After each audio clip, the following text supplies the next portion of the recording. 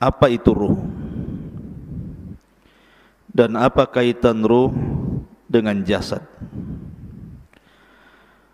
Bagaimana ruh bisa keluar dari jasad? Kemudian bagaimana ruh setelah kematian manusia? Dan juga di mana ruh saat kiamat dibangkitkan? Kemudian saat manusia berada di padang mahsyar. Ini yang kita akan bahas seputar alam arwah. Ma'asyiral muslimin yang dimuliakan Allah Subhanahu wa taala. Dahulu Nabi sallallahu alaihi wasallam ketika hijrah dari Mekah ke Madinah,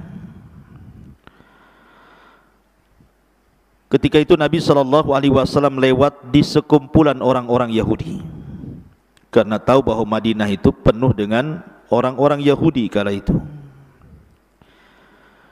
Dan kebetulan Nabi SAW bersama sahabat Abdullah ibnu Mas'ud radhiyallahu anhu.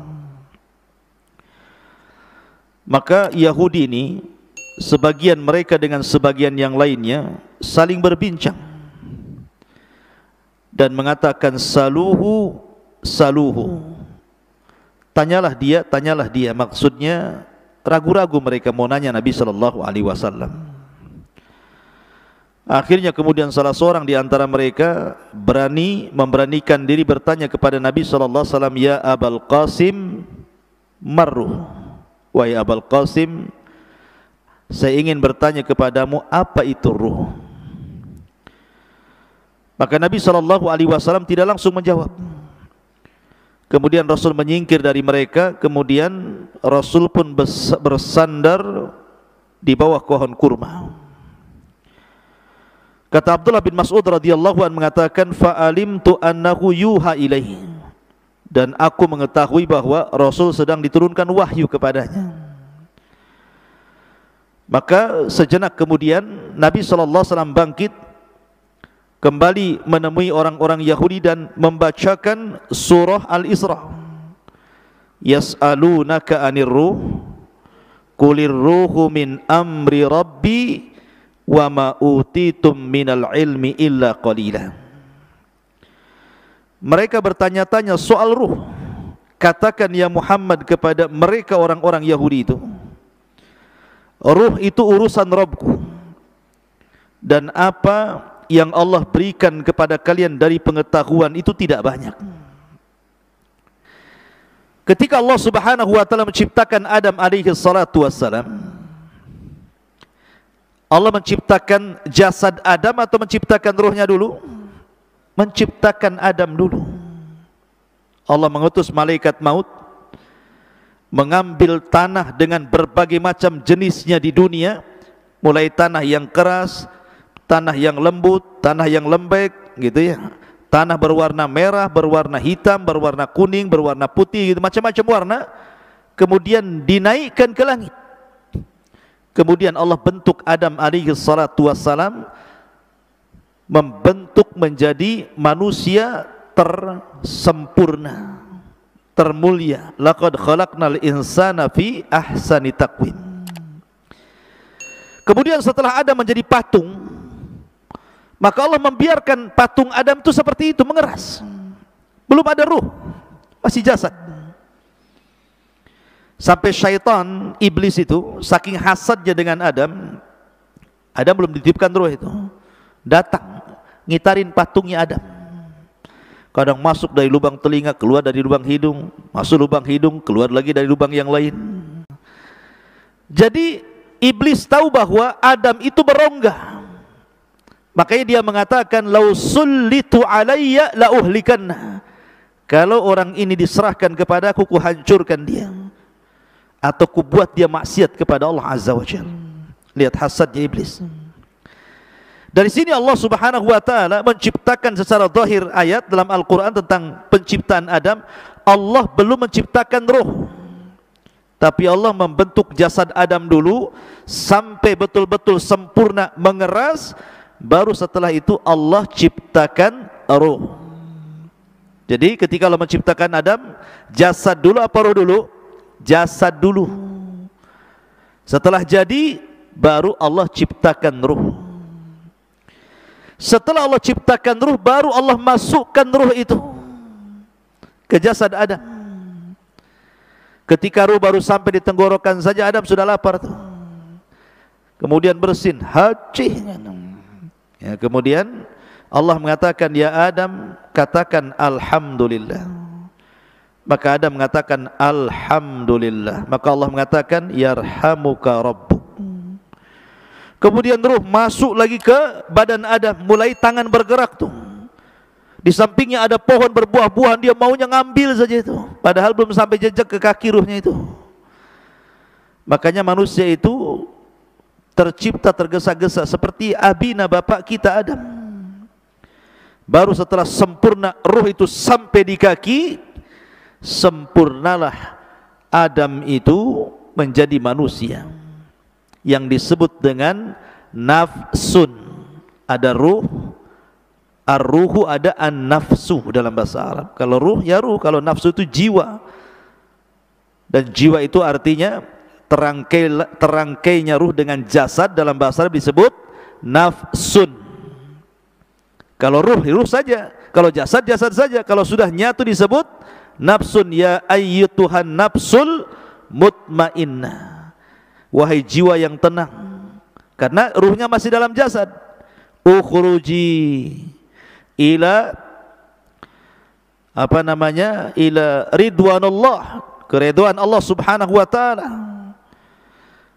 Ma'asyiral muslimin yang dimuliakan Allah, ini kalau binisbah dengan Adam, bahwa ruh itu diciptakan setelah Adam diciptakan. Adam dulu diciptakan, baru ruhnya diciptakan. Tetapi kalau kita selain Adam alaihi salatu wassalam, dibalik, ruhnya dulu diciptakan, baru kita diciptakan. Ya. Karena dalam hadis Bukhari, ketika Nabi SAW bersabda tentang cerita penciptaan manusia, di mana Allah Subhanahu wa taala ketika menciptakan manusia itu, pertama 40 hari segumpal air mani, kemudian 40 hari kedua segumpal darah, kemudian 40 hari ketiga menjadi segumpal daging, berbentuklah dia manusia. Kalau dihitung berarti 4 bulan. 30 kan, 40 satu bulan kan 30 hari.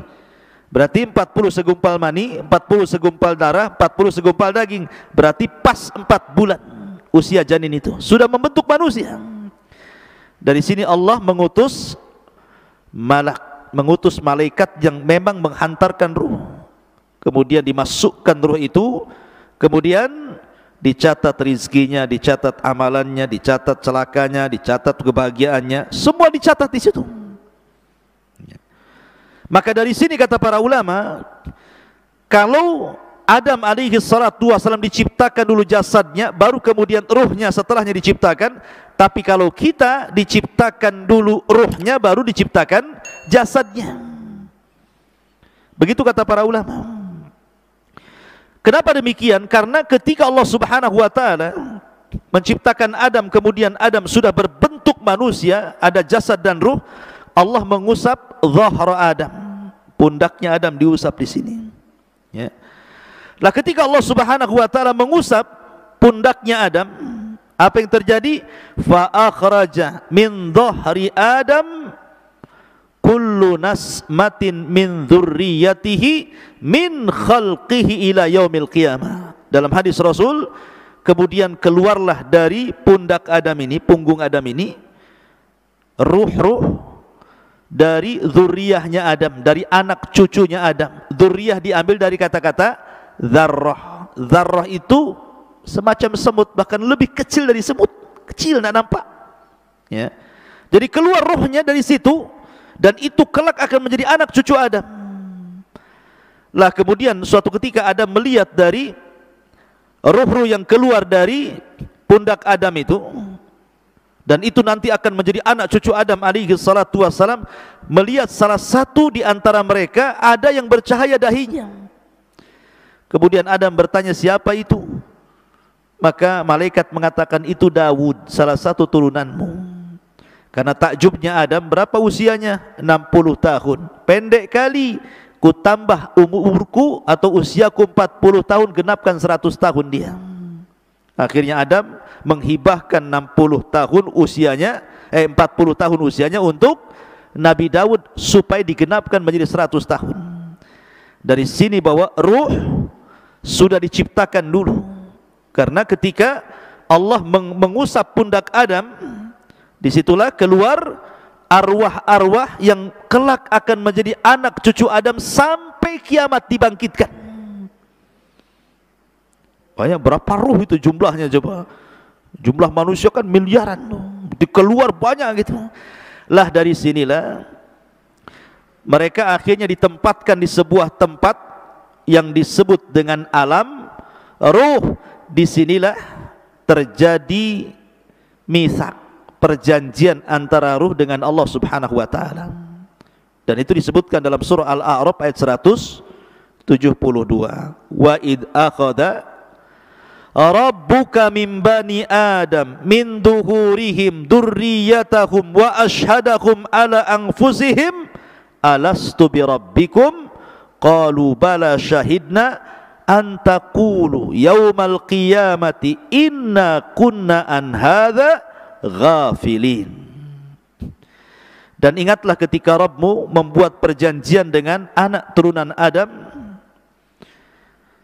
min duhurihim dzurriyyatahum, di belakang mereka dari anak cucu yang kelak akan terlahir dari Adam alaihi salatu wassalam. Apa perjanjian Allah dengan kita? Alastu bi rabbikum, bukankah aku Rabb kalian? Bukankah aku Rabb kalian? Maka semua ruh mengatakan, qalu bala syahidna, iya kami menyaksikan anda itu Rabb kami. Pertanyaannya, antum ingat apa lupa? Atau pura-pura lupa bahwa antum pernah mengatakan di hadapan Allah, qalu bala, ya kamu adalah Tuhanku? Pasti enggak ingat. Mana ingat antum? Ya. Kenapa enggak ingat? Karena ingatan manusia itu terbatas, sebagaimana pandangan manusia terbatas, pendengaran manusia terbatas, akal pun terbatas, langkah kaki pun terbatas, akal pun terbatas, pemahaman pun terbatas, maka ingatan pun terbatas. Kita sudah lupa bahwa kita pernah berdialog dengan Allah dan mengatakan alastu bi rabbikum, dan kita mengatakan qalu bala syahidna. Ma'asyiral muslimin, kenapa demikian? Supaya tidak ada uzur bagi kita pada hari kiamat dengan mengatakan aku tidak pernah mengenal Tuhan sehingga aku tidak ibadah. Kita sudah diikat dengan perjanjian. Makanya Rasulullah mengatakan kullu maulud yuladu alal fitrah, setiap bayi yang dilahirkan itu brojol menjadi fitrah. Fitrah itu artinya mengenal Islam. Kenapa? Karena lanjut hadis Nabi SAW, fa abawahu yuhawidanihi au yunassiranihi au yumajjisani. Bapaknya yang menjadikan dia Yahudi, Nasrani ataupun Majusi. Stop hadis sampai ini, dan tidak ada kata-kata bapaknya yang menjadikan dia Muslim. Ya, karena lahirnya anak siapapun terlahir Islam, mengenal Rabbnya. Tapi kita lupa. Lah di alam ruh ini pula Allah menawarkan amanah. Yang Allah Subhanahu wa taala isyaratkan dalam surah apa? Inna aradnal amanata 'alas samawati wal ardi wal jibal fa abaina an yahmilnaha wa ashfaqna minha wa hamalahal insan innahu kana zaluman jahula. Sesungguhnya kami telah menawarkan amanah. Kapan amanah ditawarkan? Ketika di alam ruh. Allah menawarkan amanah ini. Pertama, ditawarkan ke langit, ditawarkan ke bumi, ditawarkan ke gunung-gunung, semua menolak amanah itu. Kemudian Allah menawarkan amanah di alam ruh kepada ruh-ruh turunan Adam itu. Tiba-tiba kemudian manusia pun siap memikul amanah itu. Makanya Allah mengatakan sungguh manusia itu amat sangat zalim dan amat sangat bodoh. Gunung saja menolak, langit saja menolak, bumi saja menolak, manusia pula yang lemah menerimanya. Walaupun penafsiran amanah dalam ayat ini berbagai macam ya. Apa yang dimaksud amanah yang Allah tawarkan kepada kita di alam ruh itu? Ada yang mengatakan amanah di sini artinya at-ta'at wal faraid, ketaatan dan melaksanakan kewajiban. Ada yang mengatakan amanah di sini artinya seperti pendapat Abdullah ibn Mas'ud, artinya salat, zakat, puasa, haji. Kemudian membenarkan hadis, jujur dalam berkata, kemudian membayar hutang, adil dalam timbangan, kemudian juga amanah ketika dititipkan sesuatu barang kepadanya. Ada juga yang mengatakan bahwa amanah di sini artinya al-farju, kemaluan. Bahwa kita diberikan kemaluan sehingga harus amanah, jangan digunakan untuk berzina, tetapi dihalalkan dengan cara menikah. Ada juga yang mengatakan amanah di sini artinya as-saum, puasa, wal ghuslu minal janabah, mandi setelah junub. Ada juga yang mengatakan amanah di sini artinya amanah, orang itu amanah, tidak khianat gitu ya. Intinya bahwa banyak penafsiran amanah, tapi yang jelas dialog ini sebagian para ulama mengatakan terjadi kapan? Di alam ruh. Dialog ini terjadi di alam ruh. Ma'asyiral muslimin yang dimuliakan Allah Azza wa Jalla. Taib. Setelah kita tahu sedikit tentang alam ruh, lalu ruh ini kapan keluar? Kan pertama ruh menyatu dengan jasad, kemudian kita dilahirkan ke dunia menjadi jiwa yang menyatunya ruh dengan jasad.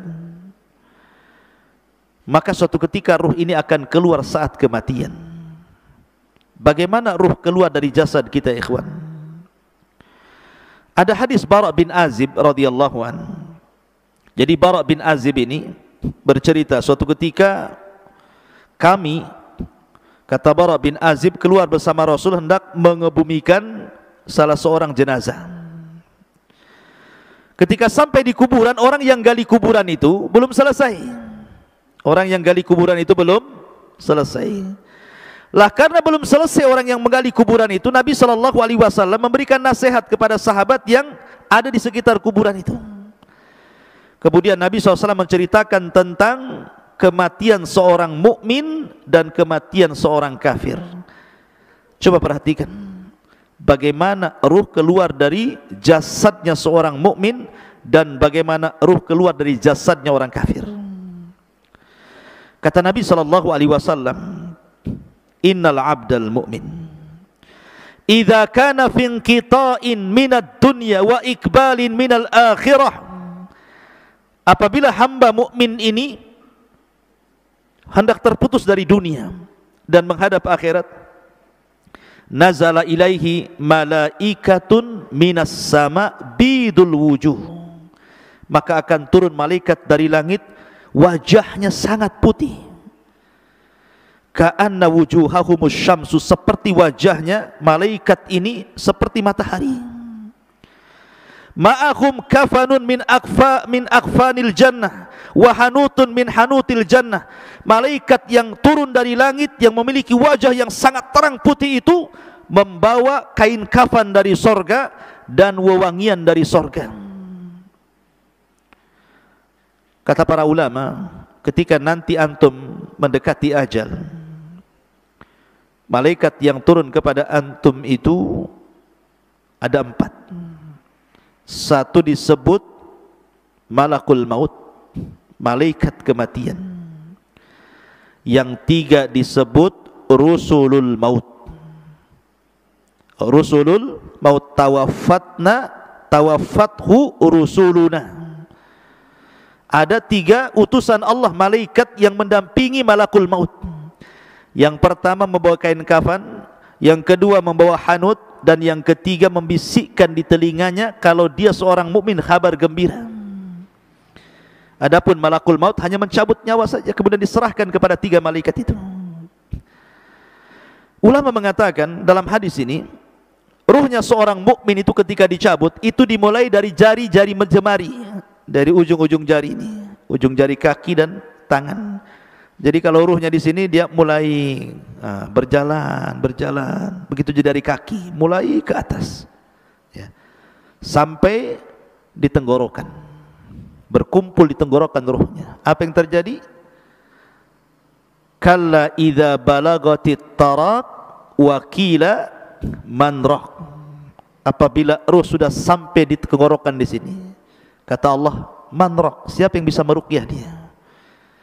Siapa yang bisa menyembuhkan sehingga mengembalikan ruhnya ke dalam jasadnya? Enggak ada. Lah ruh itu ketika dicabut, dari mana keluarnya? Dari mulut.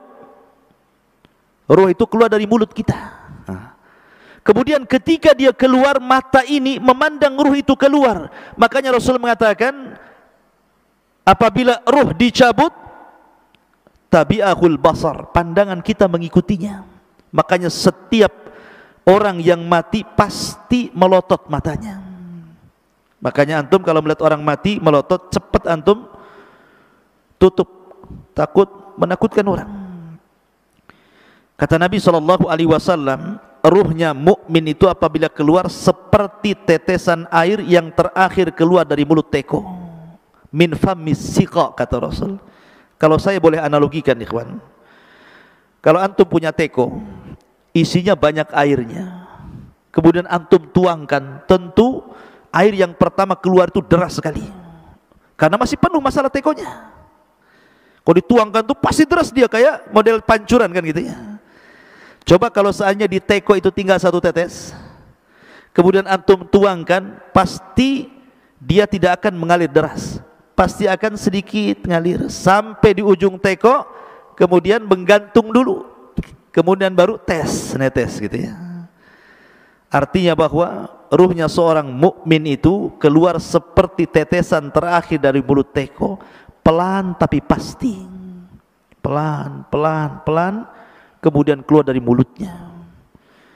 Ketika itu malaikat yang menghibur jasadnya seorang mukmin ini mengatakan, ya ayyatuhar ruhul, ya ayyatuhan nafsul mutmainnah, irji ila rabbiki radiyatan mardiyah.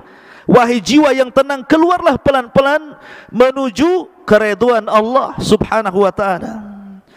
Maka ketika betul-betul keluar, maka ruh itu kemudian naik ke langit.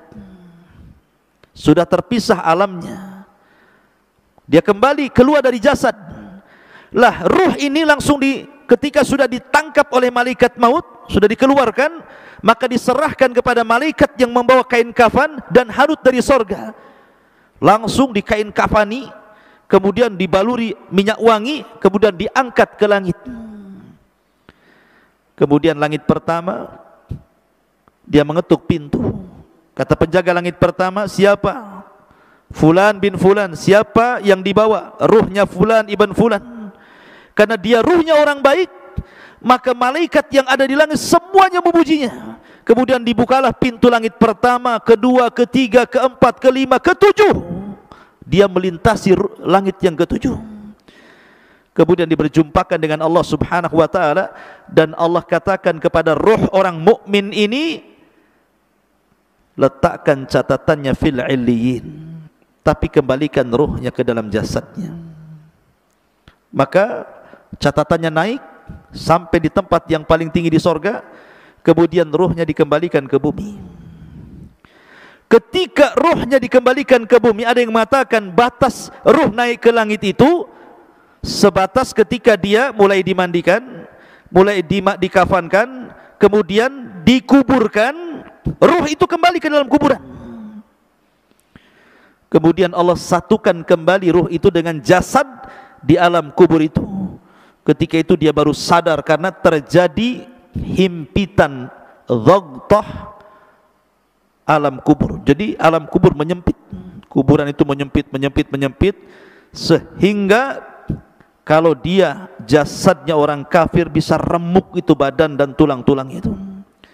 Tetapi himpitan bumi, ketika orang dimasukkan ke dalam kuburan itu, kalau dia seorang mukmin, seperti dipeluk oleh ibunya. Kalau ada bayi dipeluk sama ibunya rapat-rapat gitu, seperti itu rasanya. Karena kita diciptakan dari tanah, kembali ke tanah, maka seolah-olah tanah itu bagi ibu kita. Tapi ingat, kalau jasadnya orang kafir, maka diremukkan dengan tanah semua tulang-tulangnya. Ma'asyiral muslimin, inilah yang dikatakan Rasul, seandainya ada yang selamat dari himpitan kuburan, maka tentu yang selamat adalah bayi ini. Tapi bayi ini pun tidak akan selamat dari himpitan kuburan.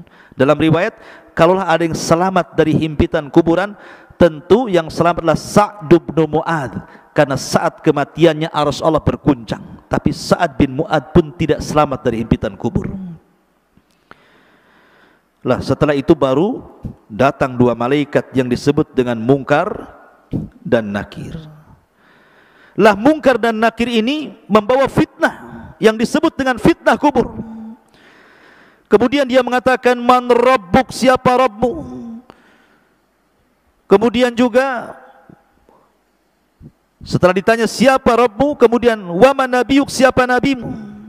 Atau ma taqulu bihadzal rajul, apa yang kau katakan terhadap orang ini, maksudnya Nabi sallallahu alaihi wasallam. Kemudian wa madinuk, apa agamamu? Karena dia seorang yang beriman, tentu gambarannya seperti yang di dalam Al-Qur'an, yutsabbitullahu alladhina amanu bil qauli tsabit fil hayatid dunya wal akhirah. Akan mantap jawabannya. Dia mengatakan Rabbi Allah, Rabbku Allah. Ketika ditanya bagaimana pendapatmu tentang orang ini, maksudnya Rasul sallallahu alaihi wasallam, dia mengatakan huwan nabi, dia nabiku Muhammad sallallahu alaihi wasallam. Ketika ditanya wa madinuk, apa agamamu, maka dia dengan terangnya mengatakan diniyal Islam, agamaku Islam. Dia berhasil menjawab. Apabila berhasil menjawab yang terjadi, maka Allah berfirman, an sadaqa abdi, hambaku telah benar. Hambaku telah benar. Karena telah benar, bukakan pintu sorga. Bayangkan dari kuburan dibuka pintu sorga langsung ke sorga. Hembuskan angin dari sorga ke kuburannya. Bawa pakaian dari sorga, bawa makanan dari sorga, bawa minuman dari sorga. Bentangkan kuburannya seluas maddal basar, seluas-luasnya sampai tidak terkira. Kemudian didatangkan angin dari sorga, makanan dari sorga, pakaian dari sorga, minuman dari sorga. Kemudian dia pun masuk ke alam yang disebut dengan nikmat kubur. Ketika itu datang seseorang yang tampan, kalau perempuan yang cantik gitu kan, tiba-tiba mendekati orang ini. Kenalan, siapa namamu? Apa pekerjaanmu? Ngobrol. Layaknya kita di dunia ketemu orang ngobrol. Karena saking asiknya ngobrol, ikhwan, tidak sadar kalau seandainya bumi sudah mau dikiamatkan. Sehingga ketika betul-betul bumi ini sudah mendekati hari kiamat, Israfil sudah siap meniup sangkakalanya, barulah kemudian dia bertanya, kamu ini siapa? Kok kamu baik sekali mau menemani aku di dalam kuburan ini? Maka orang ini mengatakan, ana amalukas saleh, sayalah amal solehmu. Sayalah puasamu, sayalah salatmu, sayalah zikirmu, sayalah silaturahimmu, sayalah birrul walidainmu, sayalah seluruh amal solehmu. Allah jelma menjadi manusia sehingga menjadi teman kita dalam kuburan. Jadi ikhwatu fillah muliakan Allah azza wajal, tetapi ruhnya seorang kafir, lihat bagaimana hadisnya. Adapun ruh seorang kafir, ketika idza kana fi inqita'in minad dunya wa iqbalin minal akhirah, nazala ilaihi minas sama'i malaikatun ghiladun shidadun sudul wujuh ma'ahu almasuhu minan nar. Subhanallah.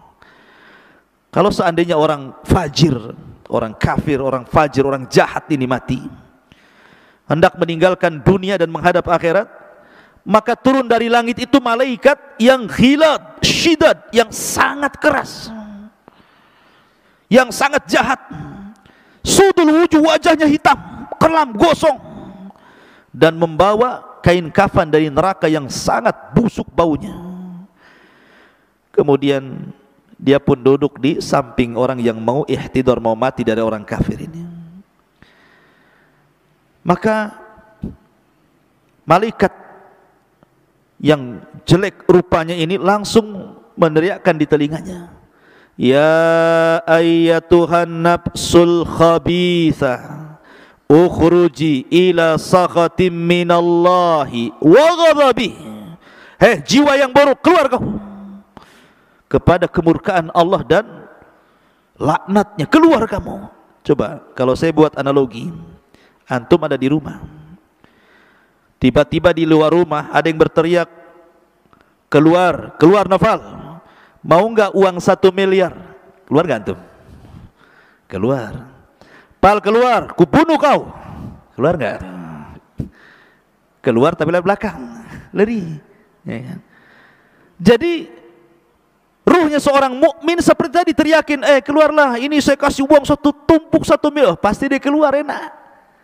Tapi kalau kemudian ditakut-takuti, dia nggak mau kan keluar, maka ruhnya orang kafir kan ditakut-takuti dan mengatakan, ukhruji ya ayyatuhan nafsul khabitha, ukhruji ila saghati minallahi wa ghadabi. Dia kan ditakut-takuti malaikat ini. Maka orang ini tidak mau keluar ruhnya, maka dicabut paksa. Kata Nabi SAW seperti apa? Seperti pisau yang bengkok, kayak celurit. Kemudian dimasukkan ke kambing wol. Antum tahu kambing wol itu kan bisa 1 jengkal tuh, ininya bulunya kan, kambing wol itu besar. Jadi ketika rambut kambing ini banyak, dimasukkan pisau yang berbengkok gini ya, safud dalam hadis itu. Kemudian setelah nempel begini, disiram rambutnya, langsung gini. Jadi susah jadinya pisaunya ini. Kira-kira kalau seandainya pisau yang dimasukkan ke bulu wol kemudian disiram, kemudian dipaksa begini, apa enggak rontok semua bulunya tuh?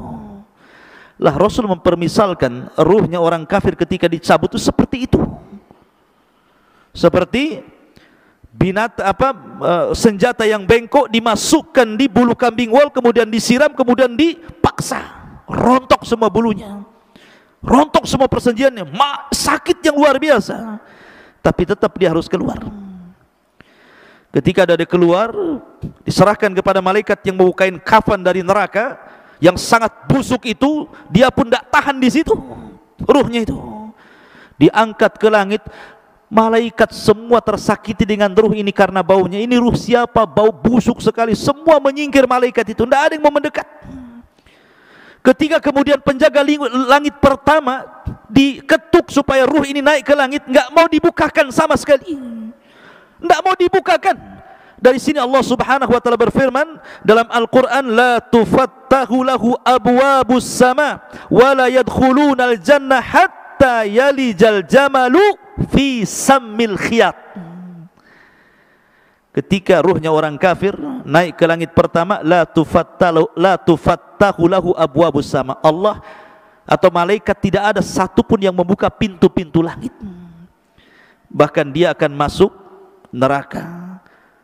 La tufattahu lahum abwabus sama wa la yadkhulunal jannah, dan dia tidak akan masuk surga orang kafir itu hatta yalijal jamalu fis samil khiyat, sampai ada cerita unta masuk ke liang jarum, kata Allah. Liang jarum seberapa? Jarum liangnya kecil, unta besar. Gimana masuk ke liang jarum? Gimana caranya? Dijadikan benang dulu untanya baru bisa masuk. Artinya bahwa mustahil ada unta masuk ke liang jarum, kecuali kalau jarumnya gede gitu ya, lubangnya seperti pintu itu. Mana ada jarum ya. Jarumnya kecil, jarum itu artinya mustahil orang kafir masuk surga. Lah ketika tidak dibukakan pintu langit, akhirnya oleh malaikat yang sudah capek-capek bawa ke atas, dilempar ruh itu. Bayangkan, dilempar ruh itu sehingga ruh itu jatuh dari ketinggian itu. Kemudian ketika bersatu dengan jasadnya seperti antum, jatuh dari atas. Gimana rasanya tuh? Gak usah dirasakan, pasti sakit ya. Rontok semuanya. Sudah kesakitan, tiba-tiba dihimpit lagi kuburan, langsung remek semuanya. Setelah ada himpitan kubur, tiba-tiba datang malaikat Munkar dan Nakir, kemudian berteriak dan menekan suaranya, man rabbuk, siapa Rabbmu? Enggak kaget dia ya. Wa man nabiyuk, siapa nabimu? Wa madinuk, apa agamamu? Makanya dia lagi pusing, lagi merasakan sakit, dia hanya mengatakan ha la adri. Fayaqulan ha la adri, saya tidak tahu. Aqulu kama qalan nas wa fa'altu kama fa'alan nas, aku hanya mengikut-ikut orang saja, enggak tahu. Maka dia pun akan dicambuk oleh malaikat Kalau seandainya cambukan itu dicambukkan ke gunung Uhud, maka cukup menghancurkan Uhud itu. Bagaimana kalau dicambukkan ke jasad manusia? Turuhnya seorang kafir itu. Ma'asyiral muslimin yang dimuliakan Allah Subhanahu wa taala. Jadi kalau saya ringkas dari hadis Bara bin Azib ini, pertama, keluarnya ruh seorang mukmin dari jasad seorang mukmin. Yang kedua, ruh ini dibawa ke langit oleh malaikat. Kemudian yang ketiga, dikembalikan ruh ke dalam jasadnya. Begitu juga ruhnya orang kafir. Itu saat kematian. Lalu setelah kemudian masuk ke alam kubur, apakah azab kubur itu birruhi wal jasad, menyatunya ruh dan jasad, ataukah ruh saja? Maka Syekhul Islam Ibnu Taimiyah rahimahullahu taala mengatakan bahwa azab kubur itu yang rajih menurut ahli sunnah wal jamaah, dan ini menyelisih pendapat orang-orang Mu'tazilah dan ahli kalam, bahwa yang rajih wallahu alam adalah ruh dan jasad dijadikan satu. Walaupun ketika di dunia jasad itu utama, ruh itu mengikut. Kalau di alam kubur, ruh utama, jasad itu mengikut. Karena alamnya sudah beda alam gaib bagi kita dengan kuburannya. Jadi yang penting ruhnya. Tetapi kalau ingin merasakan sakit, maka disatukan dengan jasadnya supaya dia merasakan bagaimana siksaan itu, sakitnya luar biasa. Maka baru disatukan jasad dengan ruh, dan itu pendapat yang kuat bahwa alam kubur terjadi birruhi wal jasad, ruh dengan jasad. Walaupun ada pendapat ruhnya saja, karena jasad pasti akan dimakan cacing tanah, akan hilang, kemudian akan hancur. Ma'asyiral muslimin yang dimuliakan, ada yang mengatakan tentang masalah di mana ruh itu dalam kuburan. Imam Malik rahimahullahu taala mengatakan bahwa kalau dia ruhnya seorang mukmin, maka ruh itu sesuka dia akan keluar masuk surga. Jasadnya tetap di kuburan, sementara ruhnya itu keluar masuk surga. Ada juga pendapat Ka'ab Ibn Akhbar mengatakan ruhnya seorang mukmin akan diletakkan di langit ketujuh di Iliyin. Adapun ruhnya orang kafir akan diletakkan di Sijin, di bawah bumi yang paling dasar. Ada juga pendapat Imam Ibnu Hazm mengatakan bahwa ruh dalam kubur itu dia tetap di situ, ya, tidak keluar dari kuburan. Ada juga yang mengatakan, Ibnu Abdul Bar mengatakan ruhnya syuhada maka akan masuk ke dalam sorga dan akan diletakkan di kendil-kendil sorga, kemudian digantung di aras-aras Allah. Adapun ruhnya seorang mukmin, maka mereka akan dimasukkan ke dalam sorga dan akan diletakkan, digantung-gantungkan di pohon sorga. Itu pendapat Ibnu Abdul Bar. Dan juga pendapat Ibnu Ash-Shihab, ya, bahwa ruhnya syuhada juga akan digantungkan di arasy seperti kendil-kendil dan keluar masuk surga. Wallahu alam. Karena bagaimanapun pengetahuan kita tentang ruh tidak banyak. Wa ma utitu minal ilmi illa qal, ini hanya pendapat para ulama. Adapun hakikatnya wallahu alam, yas'alunaka 'anir ruh qulir ruhu min amri rabbi. Ma'asyiral muslimin yang dimuliakan, lalu ketika terjadi hari kiamat, di mana ruh? Ulama mengatakan bahwa ada 7 perkara yang tidak akan binasa pada hari kiamat. Catat 7 perkara ini. Tidak akan binasa pada hari kiamat, tetapi yang lainnya pasti dihancurkan. Ketika Israfil meniupkan sangkakalanya, semua makhluk Allah dihancurkan. Bumi dihancurkan, gunung dihancurkan, lautan dihancurkan, langit dihancurkan, bintang dihancurkan, matahari, dan begitu seterusnya. Tapi ada 7 makhluk yang tidak akan pernah dihancurkan. Ada yang mengatakan 8, ada yang mengatakan 7. Yang pertama arsy. Arsy tidak akan dihancurkan Allah Subhanahu wa taala. Kemudian yang kedua dan yang ketiga, al-jannatu wan nar. Surga dan neraka tidak mungkin hancur dengan tiupan sangkakala. Kemudian yang keempat, al-ajbu. Al-ajbu itu artinya tulang ekor setiap manusia.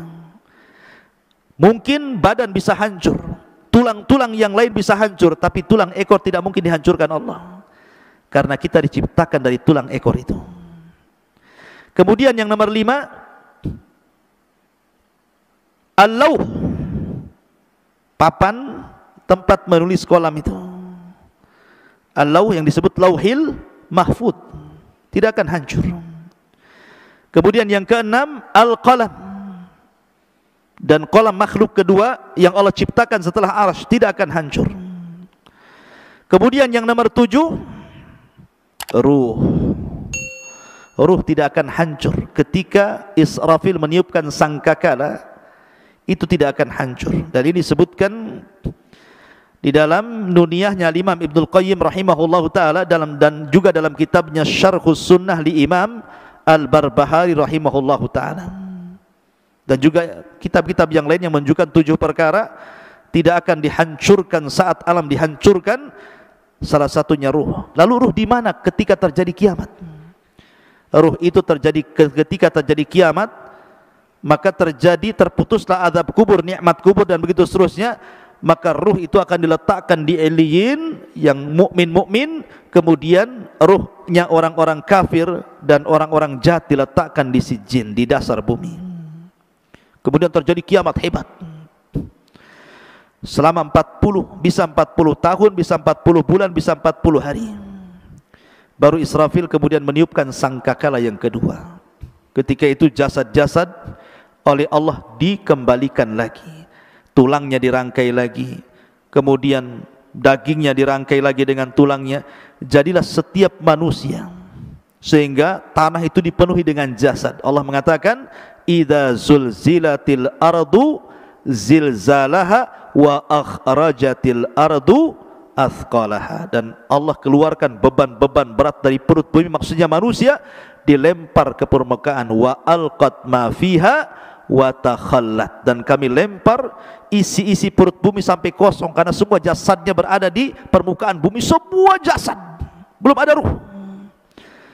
Baru setelah jasad mulai dari Adam alaihi salatu wasalam sampai orang yang terakhir mati, sudah di permukaan bumi, di padang mahsyar, maka Allah mengatakan dalam Al-Quran, ruh itu kemudian dilesatkan dari Eliyin dan dilesatkan dari Sijjin, ya.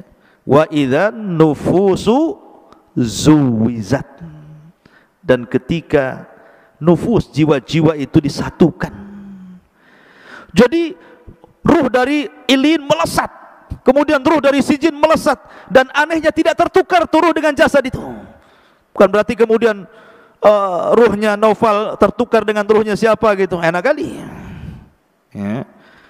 Jadi tidak tertukar, artinya bahwa ruh itu akan kembali ke jasadnya sesuai ketika di dunia jasadnya. Dan yang pertama kali adalah ruhnya Muhammadun sallallahu alaihi wasallam. Makanya dia orang yang pertama kali siuman sebelum manusia siuman.